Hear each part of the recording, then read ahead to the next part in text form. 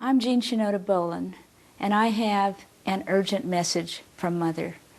I'm wondering, who is the mother you're talking to us about, and what is her urgent message? Mother is big. Mother is Mother archetype, Mother instinct, Mother goddess, Mother, sacred feminine, all the many meanings of Mother which really ring deeply in all of our psyches. And the message is urgent because Mother Earth and the world and all her children and all of us are really in a mess with conflicts in the Middle East, with nuclear proliferation, with the environment going to hell in a handbasket. Things are really in dire straits, and we are in a moment of tilt. We can make them better. They could really go bad, they could really go south, or, as I'm saying in this book with a considerable amount of optimism, that if women get together to make a difference, we can tilt it in the opposite direction.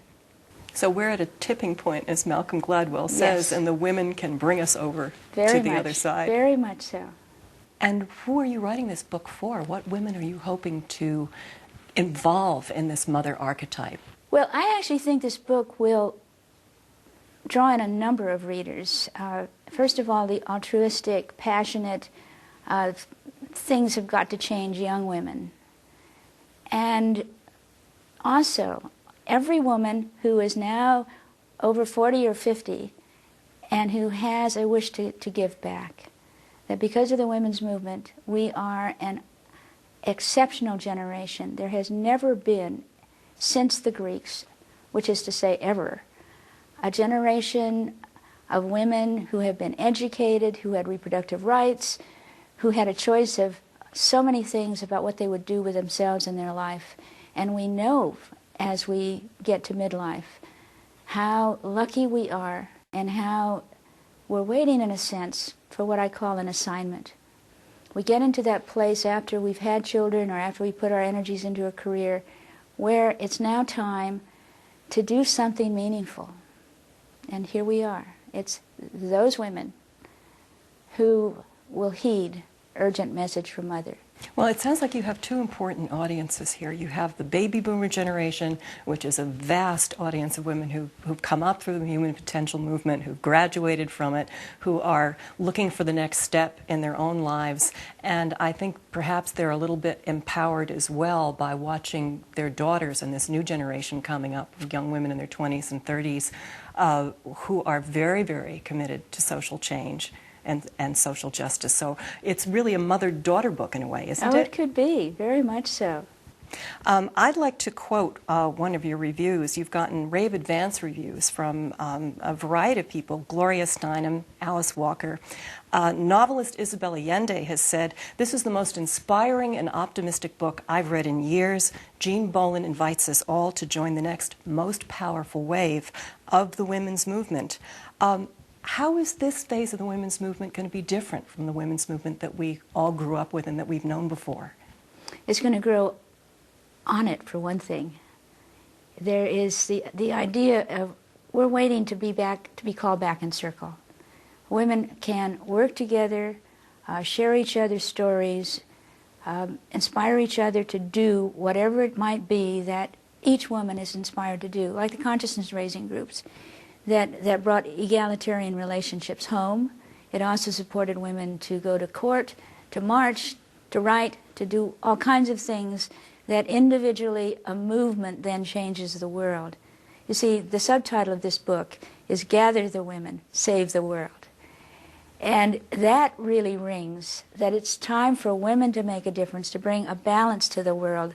The guys are not doing it very well for all of us because they don't have half of us.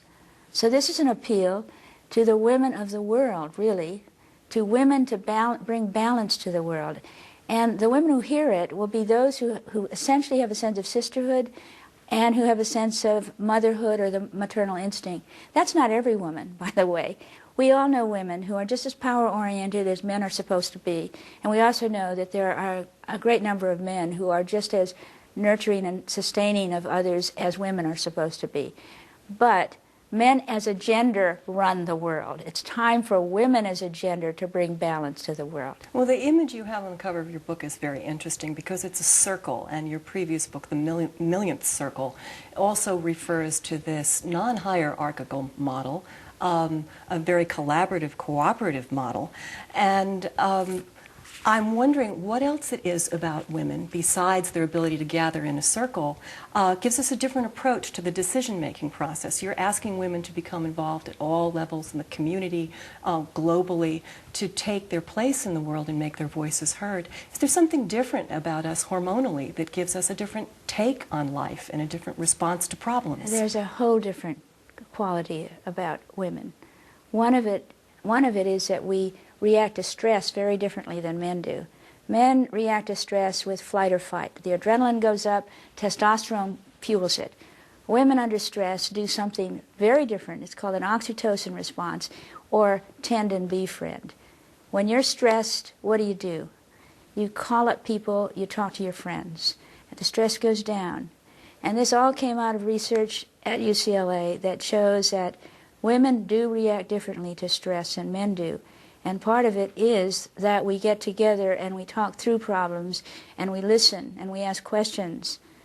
And the United Nations has recognized this in Resolution 1325, which is called the Women, Peace and Security Resolution, that says, in principle, women should be involved wherever there is conflict to try to prevent it, to look after things when it's going on and after.